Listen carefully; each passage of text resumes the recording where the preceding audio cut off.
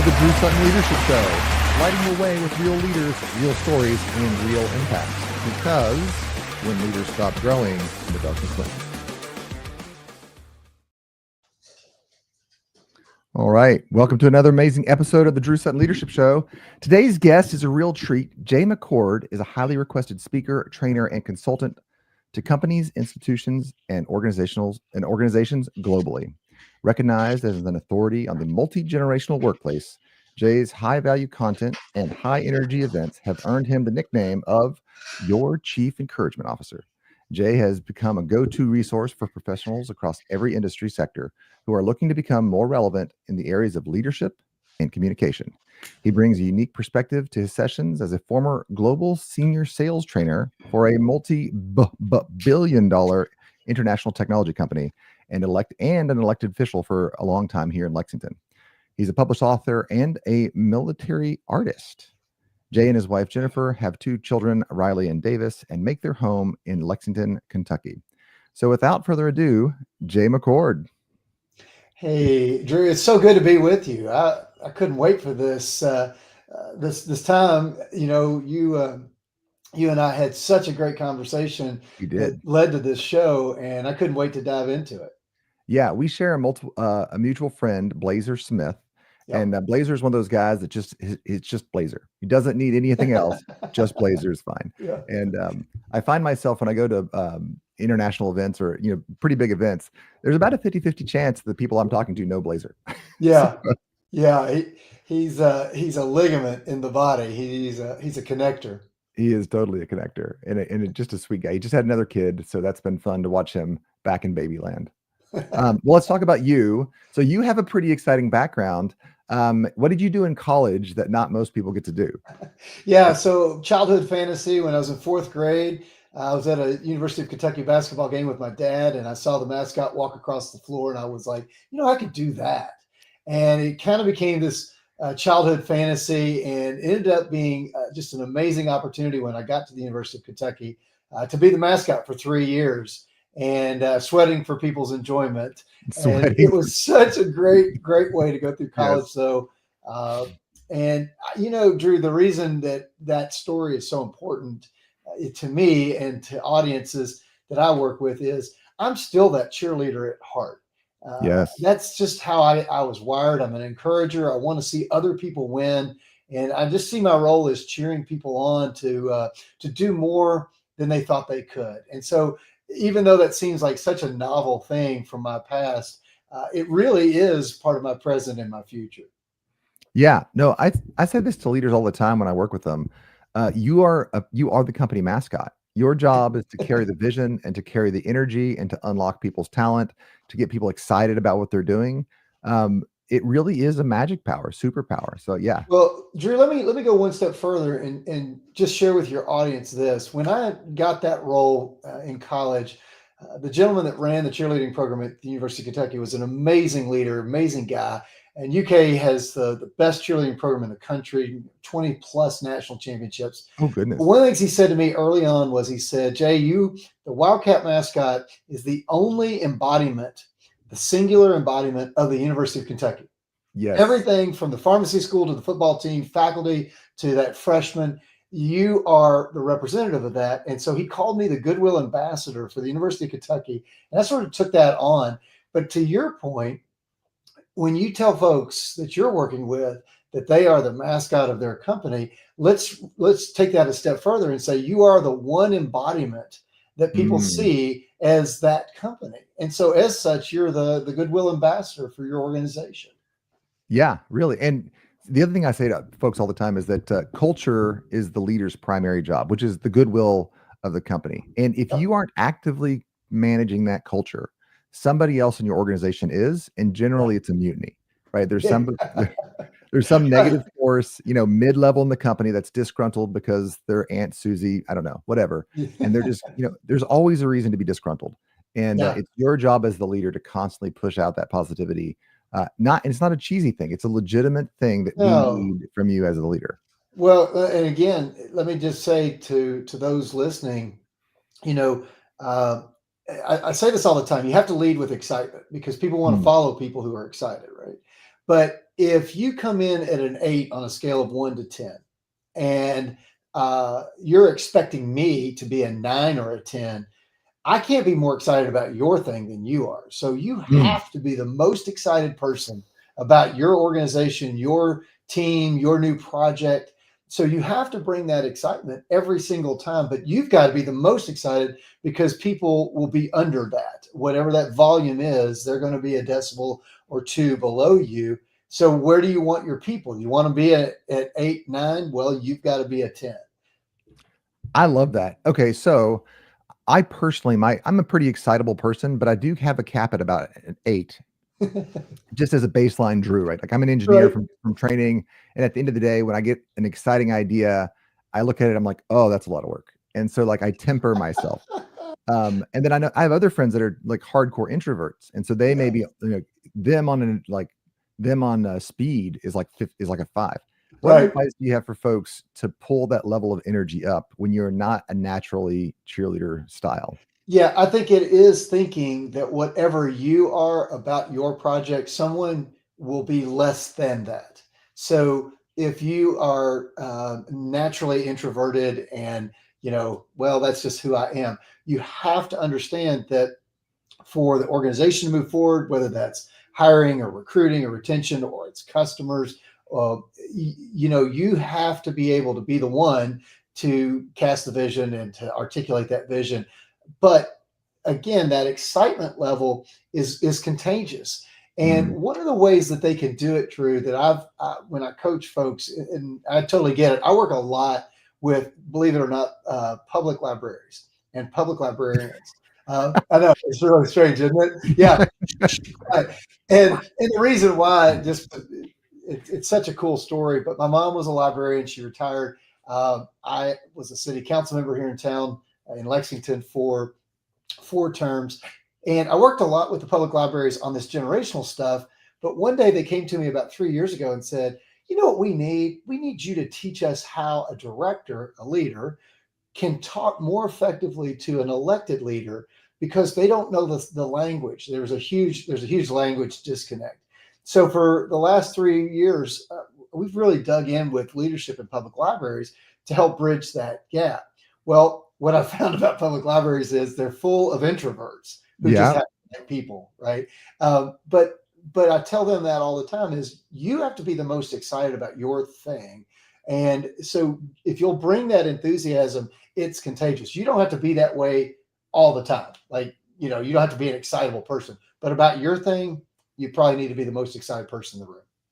No, I love that. As an engineer, I get, we get called geeks a lot, and Yep. maybe some of my hobbies tended towards dice and make believe. But one of my favorite things to do is to take, especially artists, and that Mhm. they tend to rag on the geeks pretty hard. And I'll say, really, tell me about your brushes, and they Mhm. will jump into it. They Yeah. are excited about the tip shape and the bristle.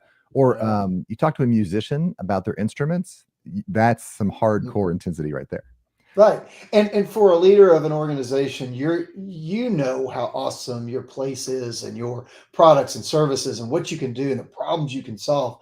So you've got to be the most excited person and you have to lead with that. Now, downstream, we've got to talk about better communication and tighter communication, all that kind of stuff. But at a baseline, you really do need to Mm. have that enthusiasm because it's contagious and people want to work with and for people that are excited about what they do. They just do. We've all been in those wet blanket meetings, right? Where the leader comes in, and it's like, okay, let's throw the spreadsheets up and let's talk about how terrible everything is and how we're going to solve these problems. It's not to say you don't have to talk about those hard things. It's just lead with excitement. Yeah. I was at we go to Southland here in town, and this is about 2 years ago. John was up there speaking, and he said one of the most amazing things about God is that God is just as excited for your baby's first steps as he was for the baby's first steps 1,000 years ago and 2,000 years ago. So as a leader, as a man, I think it's important that we learn to generate that enthusiasm, even though we've seen this thing over and over again. When you're a Yeah. leader, you're showing up to your status meetings every month, every quarter, and bringing that enthusiasm for a boring meeting is a real skill set. Well, the more we hang out, the more you're going to hear that I have a couple of go-to phrases. And Yeah. the phrase that will really mess you up, and I'm just going to give it to you, and it's like yeast in the dough, man. It will Yeah. just all of a sudden start to expand. And that phrase is, everything says something. Now, the Oh, more you think about that, the more powerful it gets. Everything says something, from the fact that, what's in my background, what's in your background. I've got hmm, headphones, you've got a mic. What are you wearing? What kind of car do you drive? Where do you live? Everything says something. yes, it So does. let's roll that back to this leadership piece. As a leader, everything you do, say, are, says something. The question becomes, is it what you want said? I mean, is that what you want said about you?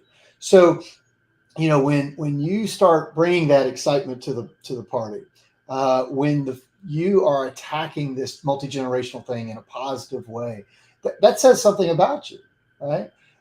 Yes. So I'm telling you, it will stay with you today and ongoing. But and everybody I teach and coach knows that that's one phrase that we'll just keep hammering: is everything says something. Is it what you want said? Is this what you want said?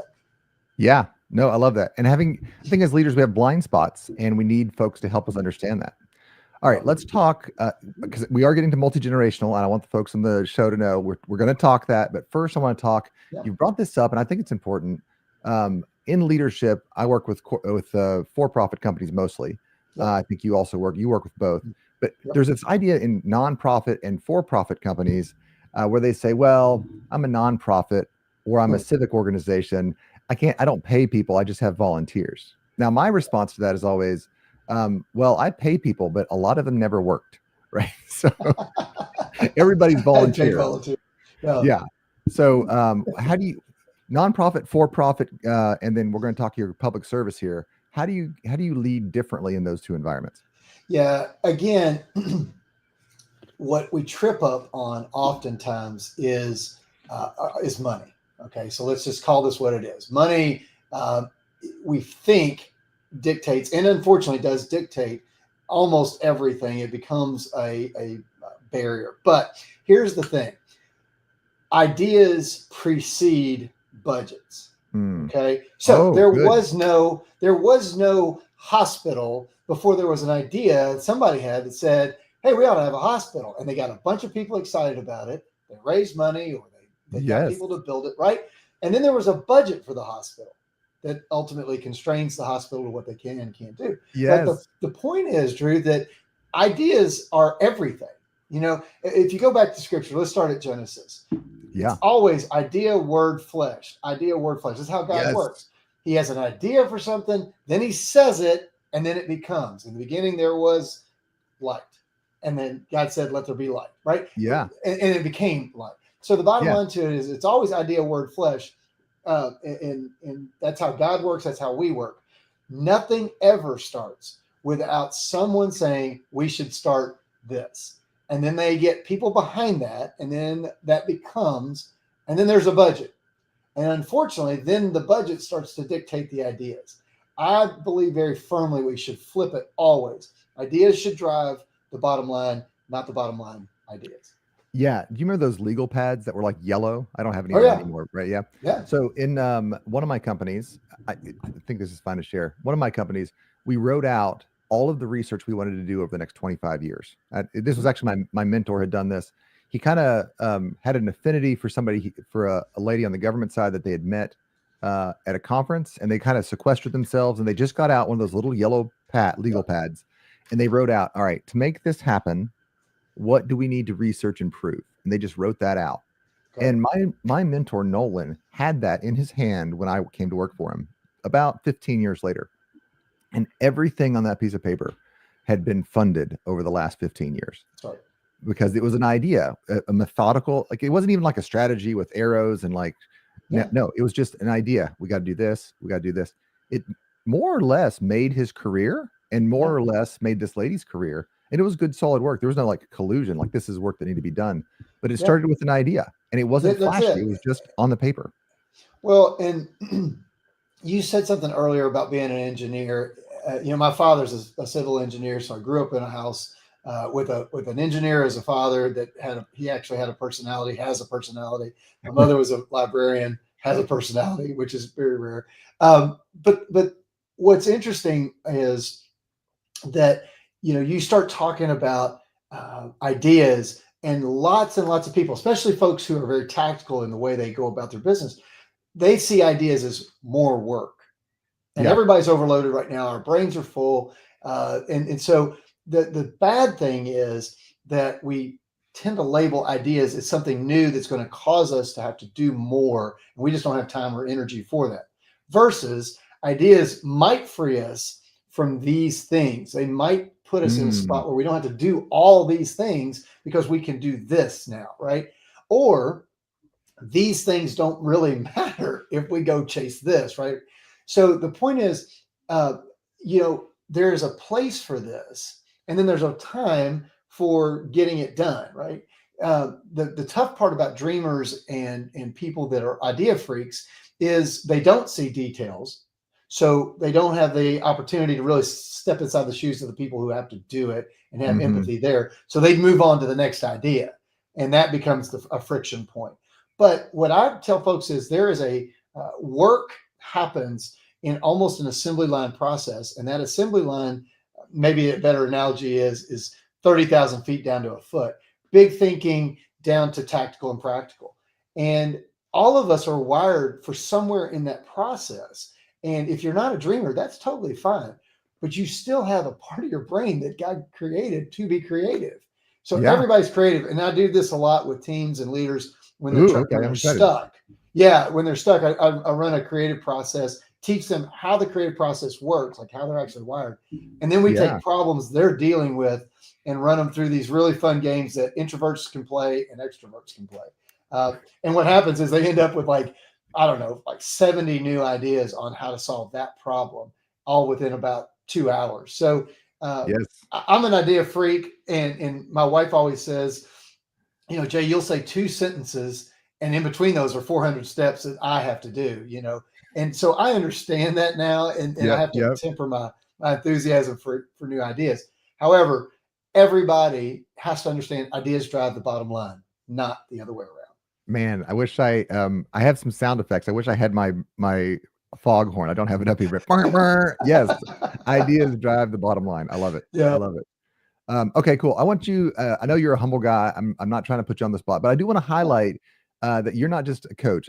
I'm a coach. You're a coach. I think that a lot of times people like order a Big Mac and fries when they get a coach, right? There's a lot of people that can. It's very easy to say you're a coach, but you have actually a pretty impressive background. So you did sales, big deals for multinational companies, and you were on city council where you did some pretty cool stuff. So give me just some highlights of your career to talk about how that enthusiasm gave you success. Yeah. So let me just give you high low, because a lot of times we all just camp on the great stuff that happened to us. But I graduated from the University of Kentucky in 1991 with a degree in fine art, and that gives you license to do nothing or everything, depending upon how you spend that one. Right. Indeed. I went into the financial service business and climbed a ladder of success that was really pretty cool, had all kinds of highs and lows, but it had an upward trajectory. And in 2000, I was working for a niche financial service company here in Lexington as the marketing government affairs guy. And we were working on really big deals, doing big stuff. I'm being put on a corporate jet and zipping around the country, pitching big deals. Monday, May 15th of 2000, I felt like I had arrived professionally. My boss and I were brokering $1 billion deal with the third largest bank in the world at the time, this bank out of France. And we were doing the deal over lunch at the White House through a really weird set of circumstances. So just to clarify, B with a billion, like B with a billion, like Bumblebee, and at the White House, as in where the president of the United States lives. Casually, pretty. Well, it was pre 9/11. Had some relationships with some folks that were in the administration at the time who had invited us to come anytime we wanted to kind of just see it or impress somebody. And we were trying to impress these folks, which we did. So, we do the deal, Drew. It's like, I'm coming home. I'm so super psyched about it. That was Monday. Friday of the exact same week, just 5 days later, the company I worked for, that really niche financial cool company, was raided by 80 federal agents. And so I went from the White House to the outhouse in 5 days. I didn't have anything to do with it. It wasn't me. But the bottom line to it was my entire life just it was a Job moment, really, truly. How Yeah. are you going to make money? What are you going to do for a living? I mean, I don't have these hard skills. I'm not an engineer like you that can take that across the street. So I just had this, this summer with God of just sitting. I hated the verse of "Be still and know that I'm God," uh, Yeah, yeah, but yeah. that's what He gave me. And but I started realizing that I was looking at this multi-generational workplace. I was really studying it. People were asking me about it. I thought maybe somebody would pay me to talk about it. And it started as kind of a will work for food type of deal, and it just started growing. And out of that, I was on a radio show here in Lexington at the time talking about this multi-generational thing. And the host was like, "You ought to run for mayor." And I was like, "That's the worst idea I've ever heard." And God had other plans. So a group of people came around and wanted myself to run and some others to really move the city council in a positive direction, a more healthy direction. So was able to win that election and serve for 4 terms. Became the health and wellness guy, which was such a great thing to be in politics. I mean, there's a lot of worse things in politics. Yeah. So we started building all the trail systems. So if you've been on the Legacy Trail or the Shilto Park Trail or any of those were our babies that we built. Yeah. And Let me and let my, me just my my thing was this, just to tie a bow on that real quick, is I'm all about the health of people, companies, organizations, communities, health economically, environmentally, and spiritually, obviously. And so that's what had my heart. That's my background. I got to do some cool stuff. So I want to, for those that are on the show that aren't familiar with Lexington, I want to just kind of give a peek into what he's talking about. It's like 14 miles of really Yeah, nice. yeah, And I downtown mean, out these to Scott trails County line. are let me try to find my camera here. These trails are concrete trails. They are probably 24 foot across. So like you can go two sets of bikes going both directions. There's trees. I mean, it's really gorgeous. My wife and I lived in Lexington for a long time and used those trails. We walked all of our kids on strollers on those trails. Yeah, It's really a beautiful, really it huge warms my asset heart to to the hear. community. Yeah. Um, what I love about this story too, you're a Christian, I'm a Christian, and for those that are watching, you know that if you're not a Christian, that's totally fine. But people of character, people of goodwill, need to be on city council because our cities, our schools, we're making decisions, right? And if Yeah, if you have the time and you're willing to make the sacrifice to spend the time into it, um, the hair putting things in like the trails, taking care of our yeah, schools. We yeah. need people of character running our school systems and our civic governments. To me, that there's nothing more religious and practical from a righteousness perspective than you can do than taking part in politics, even on Yeah. the small level, to help protect and Well, build. and if you're not the type of person that can run or wants to do that, support somebody that does. So support somebody who does that. Yeah, I mean, a check goes a long way. Knocking on doors goes a long way. yeah, But truly, Drew, what you said is absolutely accurate. In Lexington, there's 15 people and a mayor that rudder this city and affect your life every single day. You should be more involved and aware of those things as a citizen. I love it. Okay, so we've talked big checks, we've talked crazy lows, we've talked time on city council. What keeps you busy today? What keeps you energized and popping out of bed at Yeah. 4:30 in the morning? Yeah. So the way I see it is, I spend my time trying to help people and organizations become relevant, to become people that know the times and know what to do. It's Mm, that sense of Issachar from Chronicles, but this idea that if you, Drew, are seen as someone who really understands the times, knows what's going on in other people's worlds, people are paying attention to you now. And if you have solutions to their problems, they're really paying attention to you now. And that makes you super relevant. So you as an individual, the church, the churches you attend or belong to, the company you run or work for, all those things have to be relevant for people to mhm. want to be a part of that influence. And so my job, as I see it, is to help people in a world that has 8 seconds of attention span, 5 separate generations. Neither one of those have ever existed before. Yeah, Help them navigate these times to be super relevant. I love it. So now the main meat of the show: multi-generational leadership and communication. Right? I have a deep love for this topic. So I'm a millennial, technically. I was born in 1983. And a friend of mine told me about 5 years ago, they said, well, you're not really a millennial because you didn't have a computer at home, but you went and you played Oregon Trail at this computer lab at school. So you're an Oregon Trail millennial. And as he said that, I thought, there's nothing more millennial than explaining to somebody that I'm not a millennial. Yeah, I love how so many of your generation like don't want to be assigned to that generation. But you guys are awesome. There's such a cool thing that God wired millennials that you, in your DNA, every one of you across the board has this really amazing DNA that wants to change the world. You Yeah. want to change the world and you want Yeah. to impact it. Now, that is a God-given thing to your generation. And that's a heritage you got to walk into. And that's what I tell millennials all the time is you have this pre-wiring to have impact and have it now. Let's go chase that. Let's get that. Yeah. So, and I tell my kids, so I have some 15-year-old boys. I have an 18-year-old, two 15-year-olds, and a 10-year-old. And so I have a gym out in the garage, and every time they pick up a weight, I said, now remember, the weights, the 45 pounds and the 10 pounds never change. The work never changes. You have to grow to be able to lift the higher weights. That's really good. And so telling, actually, I always volunteered to mentor the younger folks as they came into the office. Nobody wanted that job, so I would onboard them. And I had 10 talks that I would take them through because what my goal was to have them clarify, this is what it means to be productive in the workplace. But and then I tell this story to people and they say, well, so you're just trying to conform them and make you like you. And I said, no, you got to think of it like a crown, like the crown jewels of England.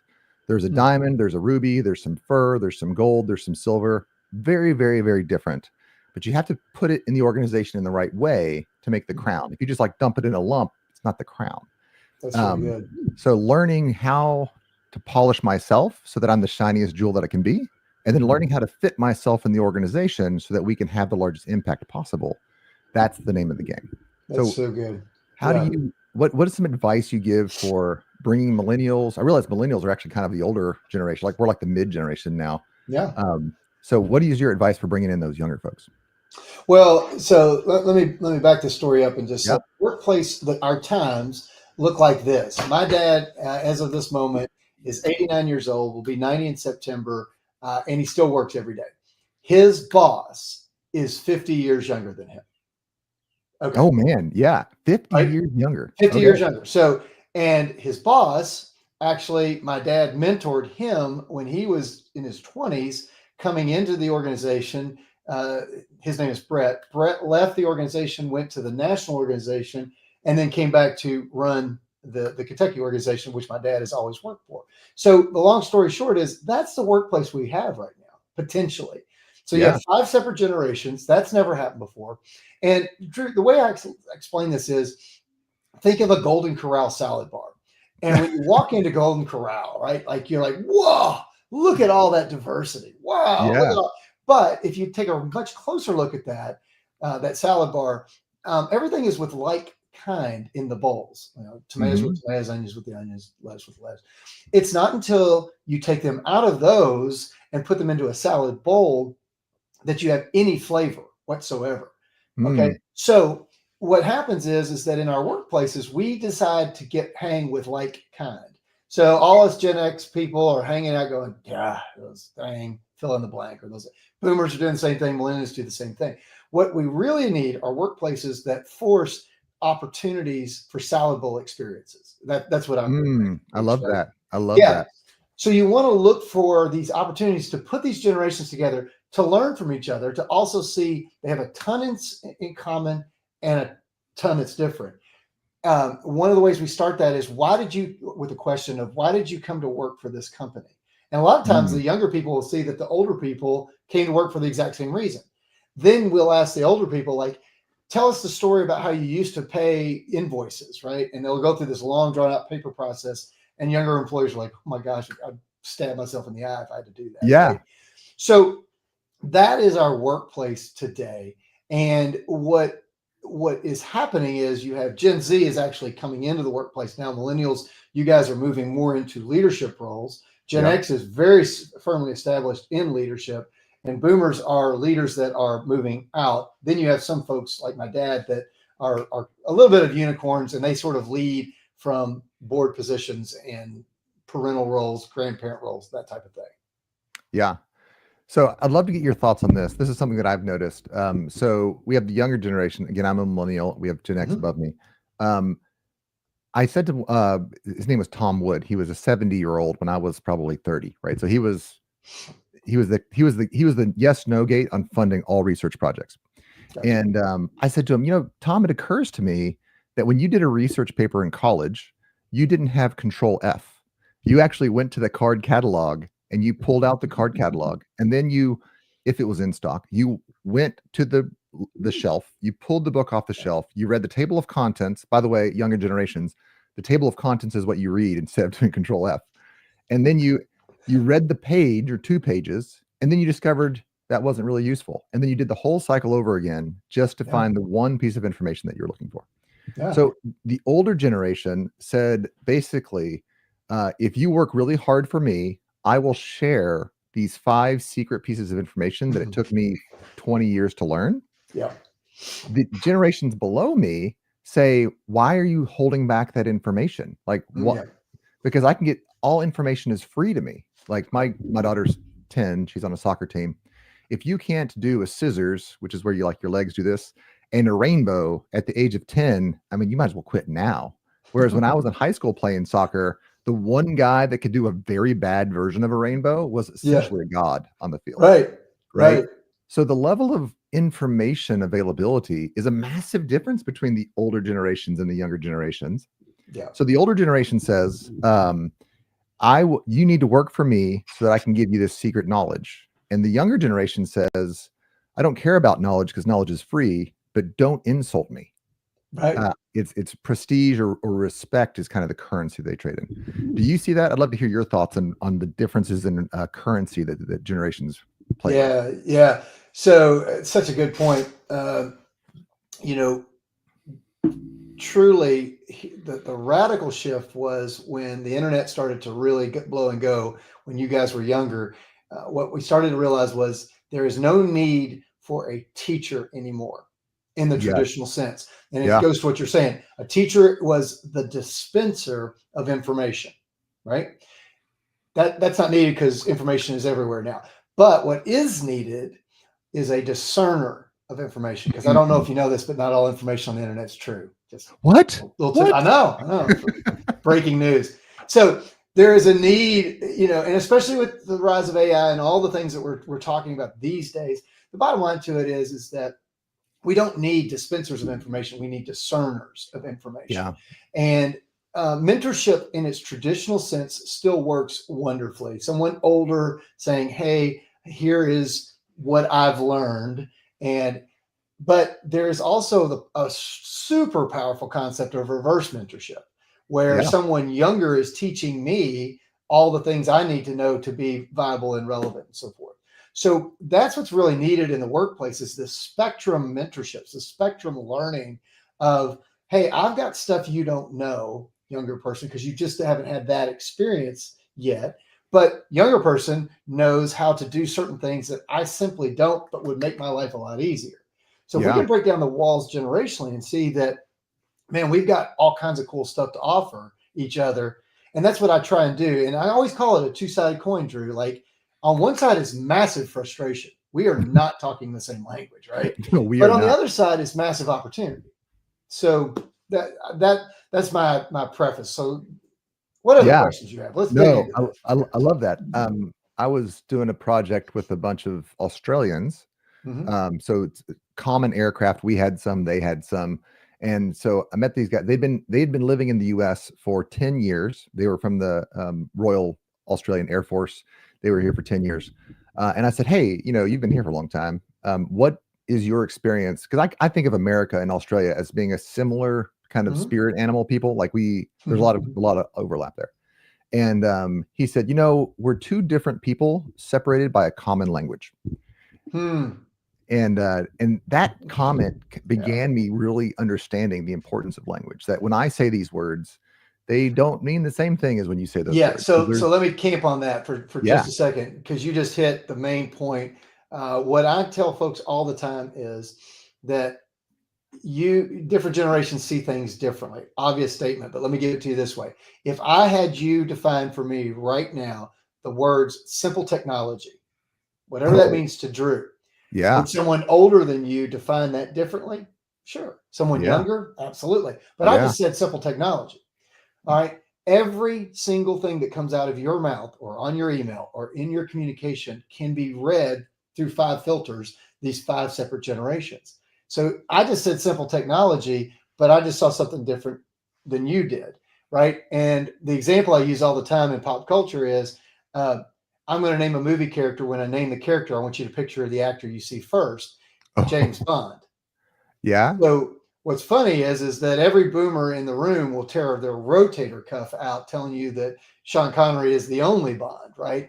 But then there's Gen X that grew up on Roger Moore. Then you have Pierce Brosnan, and then you have Daniel Yeah. Craig, and, right? So James Bond's the same character, but depending upon which movies you saw, when you grew up, you saw him different in your head than your neighbor. Well, I that's love the that. way it is with every single word out there that's being spoken right now, It or tried to is. be communicated. Yeah, it is. And that's yeah. And so one of the things I do with my clients is I call it culture scripting, which is actively going back. This is the ideal culture that I want, and then Mhm. using stories that you say all the time. The way I kind of explain it to people is your grandpa, like my grandpa used to tell me all the time, he goes, "You got to tell them 4 times that their dog needs a rabies shot before they come and ask you what a rabies shot is." So he was a Right. veterinarian, and so this is a 73-year-old man telling a 10-year-old boy, and I did not appreciate the wisdom at the moment.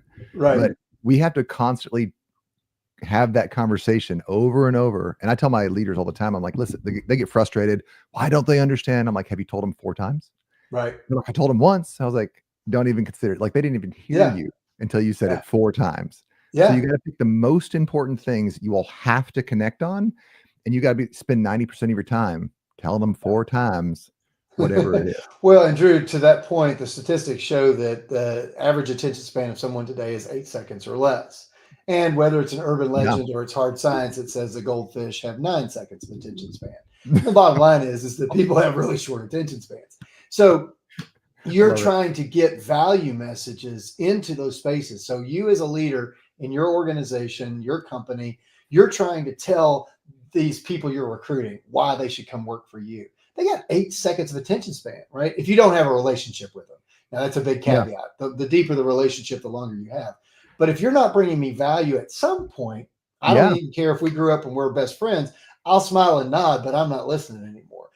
But the Yeah. point is that what we don't understand in our culture today is 8 seconds of attention span it's never been that small. So we have to become better communicators. Yes. Then you throw in the fact you've got 5 separate generations hearing you differently, and you really have to understand the generations to understand how to communicate and lead effectively. So I think that we all know that this is true, right?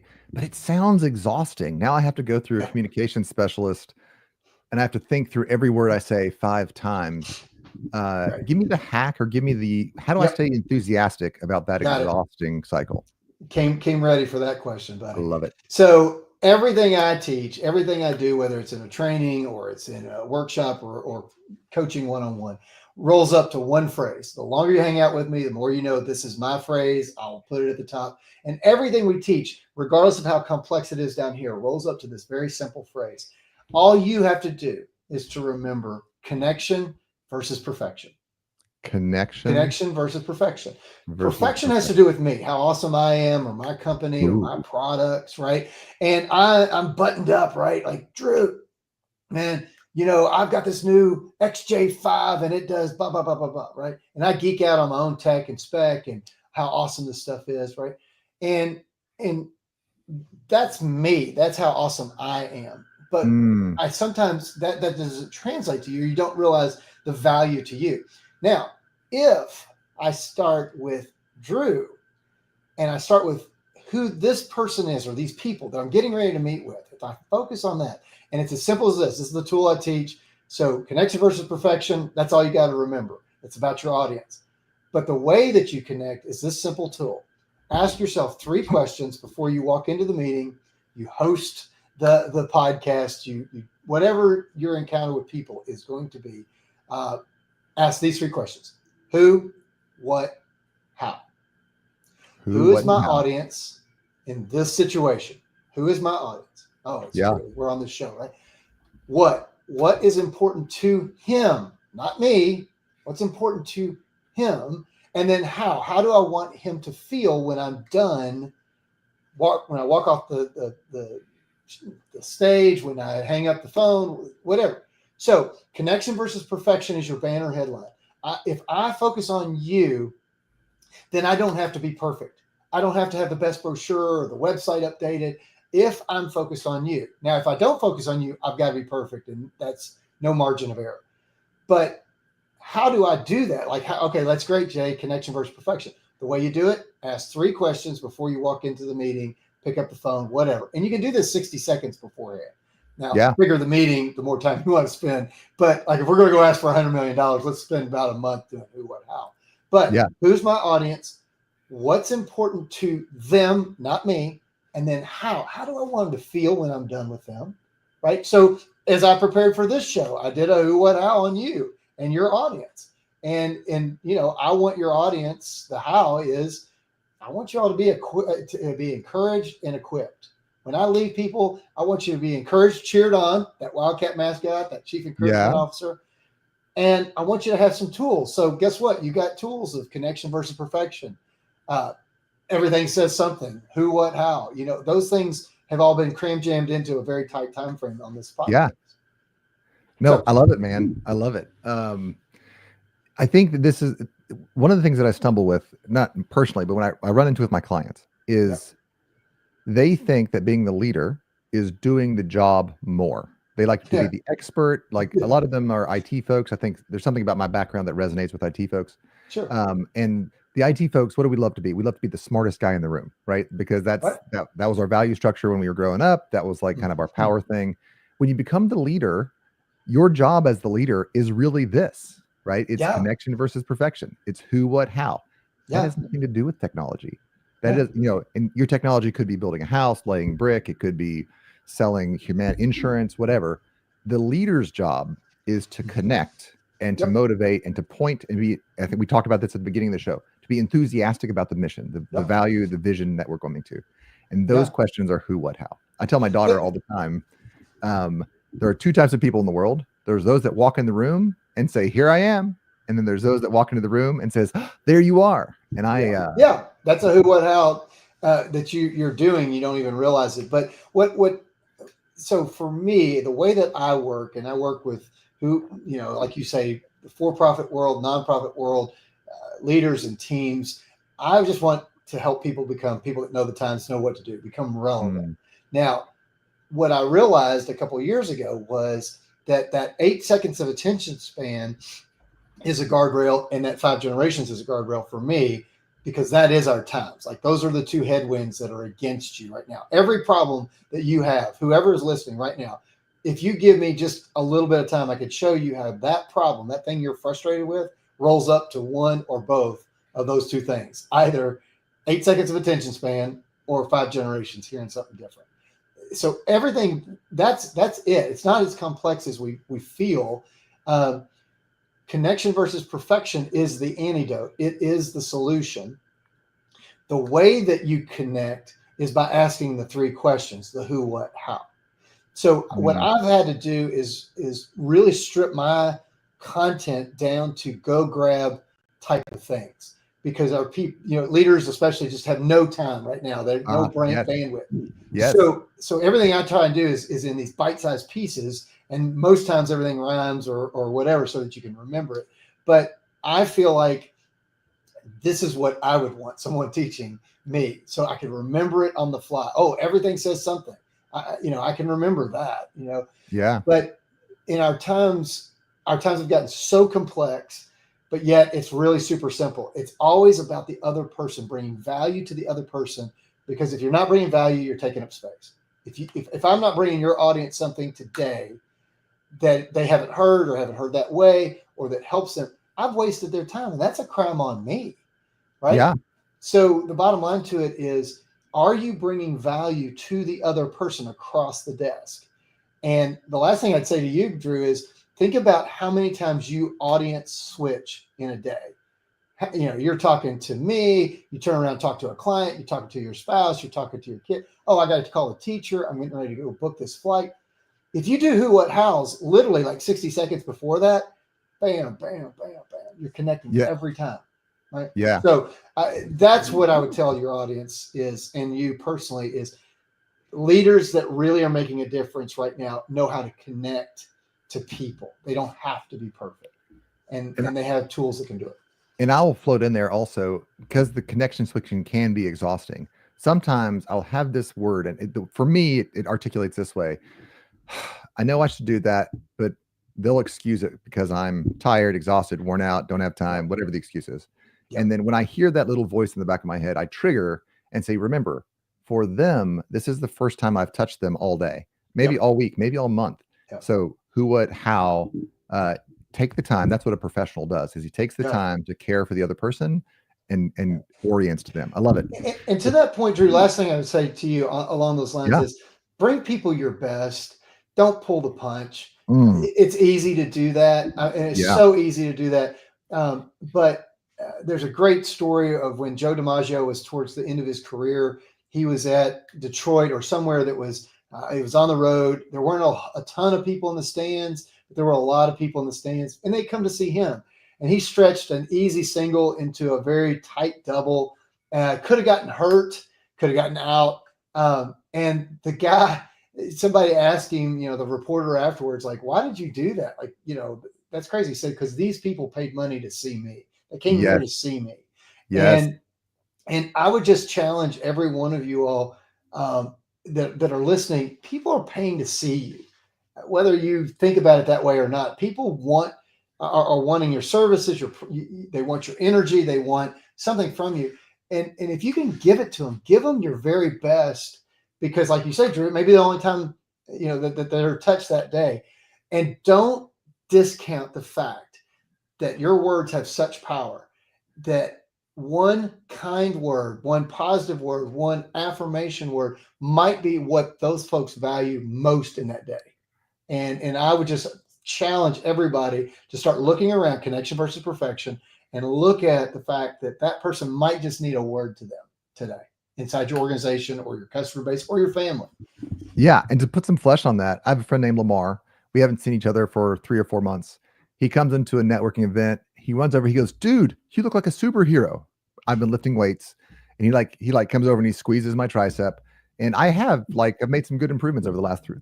I had talked about that. I'm talking about it now. I've talked about that for the last 3 days. Because my friend noticed the hard work that I was putting in. Your words can feed people for days. Well, the Bible says that the power of life and death is in the tongue. And your words are the most powerful thing that you have to offer someone. Okay, good or bad. And let me brag on my wife for 2 seconds, because she's a phenomenal leader. She's the vice president currently of admissions and marketing at Asbury. I went and helped her with her team earlier this week, do an all-day event on. She took the book Unreasonable Hospitality, which I would recommend to everybody out there. It takes customer service to a whole other level.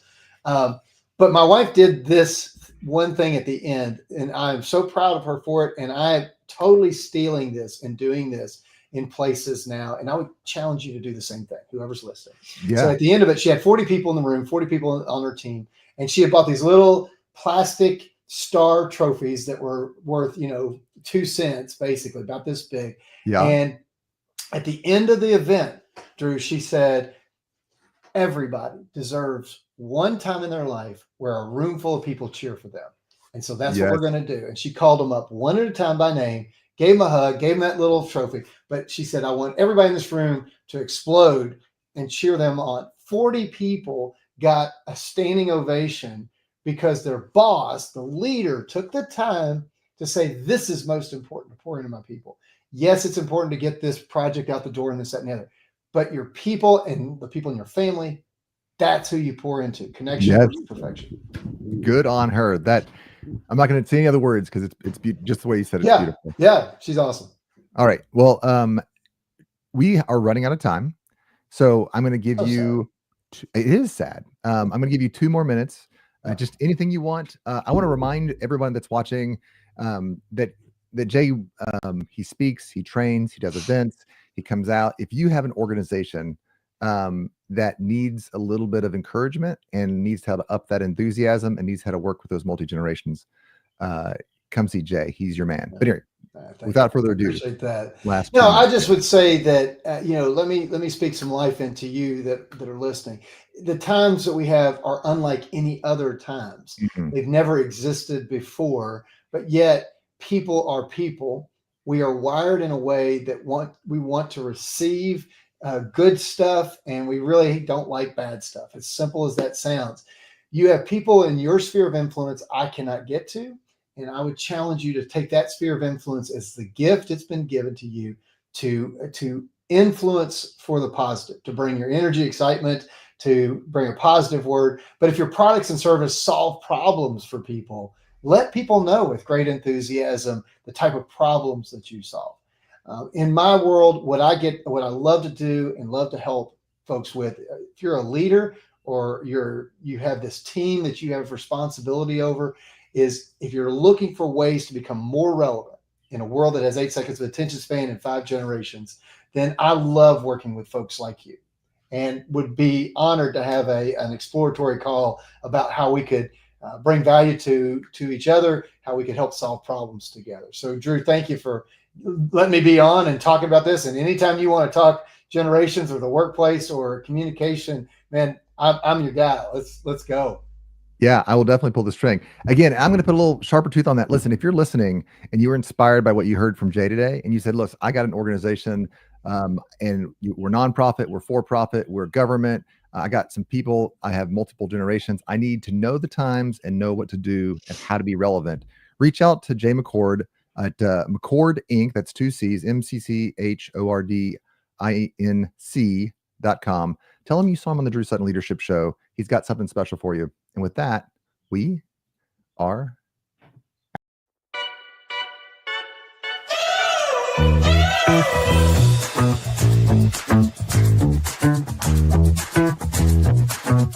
out.